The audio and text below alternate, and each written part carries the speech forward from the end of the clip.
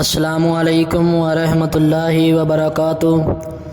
ناظرین، آپ دیکھ رہے ہیں زین مدنی اسلامک چینل اور میں ہوں آپ کا میزبان محمد زین مدنی۔ ناظرین، جیسا کہ آپ کو معلوم ہے کہ ہم ریاض الصالحین ریکارڈ کر رہے ہیں۔ آج ہم ریاض الصالحین کی حدیث نمبر 27 ریکارڈ کریں گے۔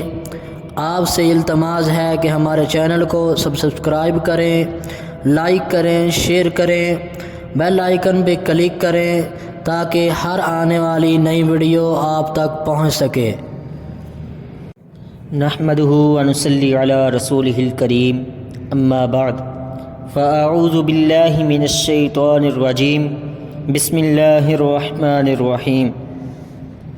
ریاض الصالحین جلد اول اور باب نمبر 3، باب الصبری، صبر کا بیان، اور حدیث نمبر 27۔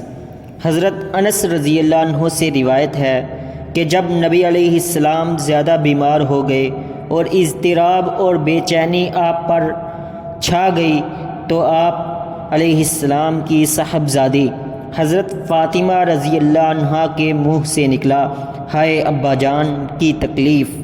آپ نے یہ سن کر فرمایا، تمہارے باپ پر آج کے بعد بے چینی نہیں ہوگی۔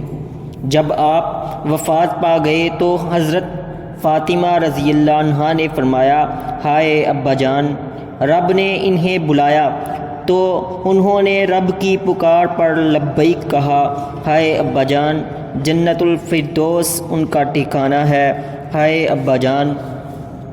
جبریل کو ہم آپ کی موت کی خبر دیں گے۔ جب آپ کو دفنایا گیا تو حضرت فاطمہ رضی اللہ عنہا نے صحابہ کرام رضی اللہ عنہم سے پوچھا، کیا تمہارے نفسوں نے یہ گوارا کر لیا کہ تم رسول اللہ صلی اللہ علیہ وسلم کے جسد اطہر پر مٹی ڈال دو؟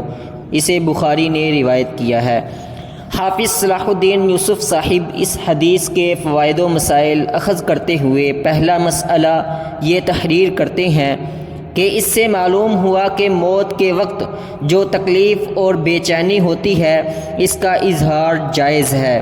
اسی طرح موت پر فطری طریقے سے درد و غم کا اظہار، جس میں نالہ و شیون اور نوحہ و ماتم، بال نوچنا اور جیب و دامہ کو چاک کرنا وغیرہ نہ ہو، درست ہے، اور میت کے اوصاف بیان کرنا بھی جائز ہے۔